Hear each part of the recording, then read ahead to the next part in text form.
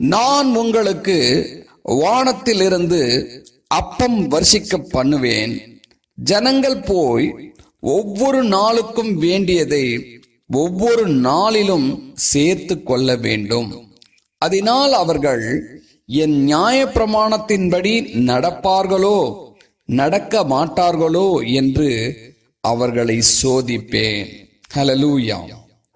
தேவன் எகிப்திலிருந்து நடத்தி கொண்டு வரப்பட்ட இந்த யூத ஜனங்களை சோதிக்கும் பொருட்டு ஒரு காரியத்தை கற்றுக் கொடுக்கிறார். நான் உங்களுக்கு அனுதினமும் உங்களுக்கு வானத்திலிருந்து மன்னாவை வர்ஷிக்க பண்ணுவேன். ஆனாலும் அந்தந்த நாளுக்கு தேவையான மன்னாவை மாத்திரம் நீங்கள் சேகரித்து கொள்ள வேண்டும். ஒரு குடும்பத்துல எத்தனை பேர் இருக்கிறீங்களோ அத்தனை பேருக்கு தக்கதாய் நீங்க மன்னாவை சேகரித்து கொள்ள வேண்டும்.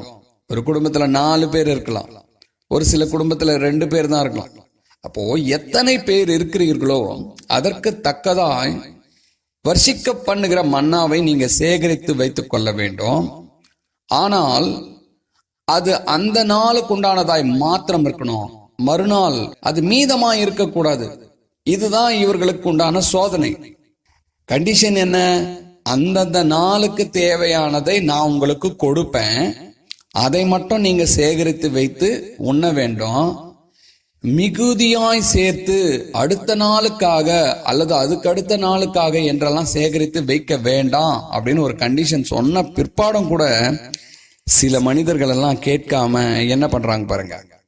அதே அதிகாரத்துல 20ஆம் வசனத்துல பாருங்க, மோசேயின் சொல் கேளாமல் சிலர் அதில் விடியற்காலம் மட்டும் கொஞ்சம் மீதியாய் வைத்தார்கள். அது பூச்சி பிடித்து நாற்றம் எடுத்தது. அவர்கள் மேல் மோசே கோபம் கொண்டான். இந்த ஜனங்கள் எப்படி இருக்கிறாங்க?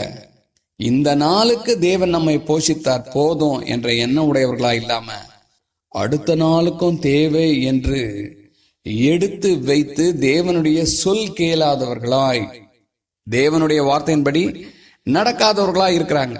அவர்கள் மிகுதியாய் சேர்த்து வைத்தது மறுநாள் காலையில என்ன ஆகுது? பூச்சி பிடிச்சு ஒன்றுத்துக்கும் உதவாமல் நாற்றம் எடுத்து போகிறதா இருக்கிறது. எதற்காக இப்படி ஒரு கட்டளை பிறப்பிக்கிறாரு? அவரவர்களுக்கு அந்த நாளுக்கு உண்டான மன்னா எவ்வளவு தேவையோ அதை மட்டும் நீங்க எடுத்துக்குங்க, அதுக்கு மேலாக எடுக்காதீங்கன்னு எதற்காக சொல்றாரு? அப்படி நீ எடுக்காமல் விட்டால்தான் மற்றவனுக்கு கிடைக்க வேண்டியது கிடைக்கும்.